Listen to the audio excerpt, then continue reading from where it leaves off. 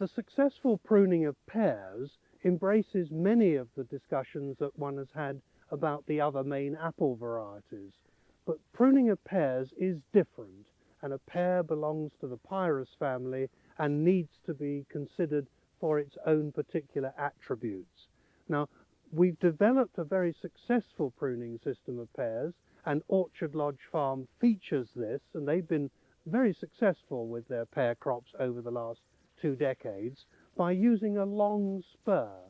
And you have to grow the lateral with its as a maiden lateral, as a 1-year lateral first, and then it will bud up, and then you can cut it back either in its entirety or by half, depending on the quality of the flower bud. But that particular piece there is called a long spur, and it suggests that the whole of the pear tree should be covered with a cycle of 1-year shoots and 2-year shoots that you can then cut back into the flower bud.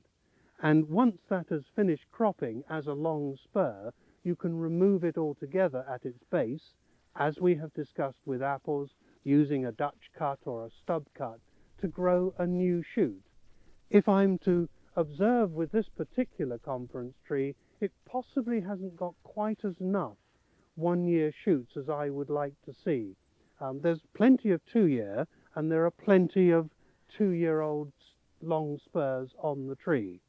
And if I look into the tree a little bit further, I can see where the pruner has actually cut into the 2-year-old lateral, maybe in some cases a 3-year-old lateral, to create the long spur.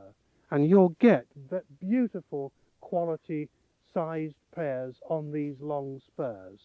But there are sufficient 1-year laterals on the pear tree to generate the future flower bud for next year's pruning. The other feature of conference is that it too, like the apple tree, will produce a fruit flower on the end of a dard or a brindle.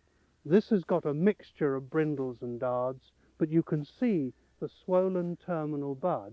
On the continent they're often referred to as terminals, and it's from there that you will also get a flower. So not only will the shorter dards produce you a fruiting spur, but also the longer brindles and even longer shoots, 1-year-old shoots, will bud up to be able to be stubbed back to a long spur.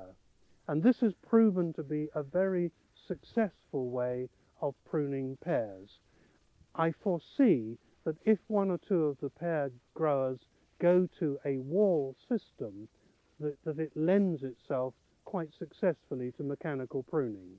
And we do know that 1 or 2 growers have already employed cutting blades and circular blades to be able to mechanically trim their conference pear orchards very successfully, therefore reducing cost without reducing yield.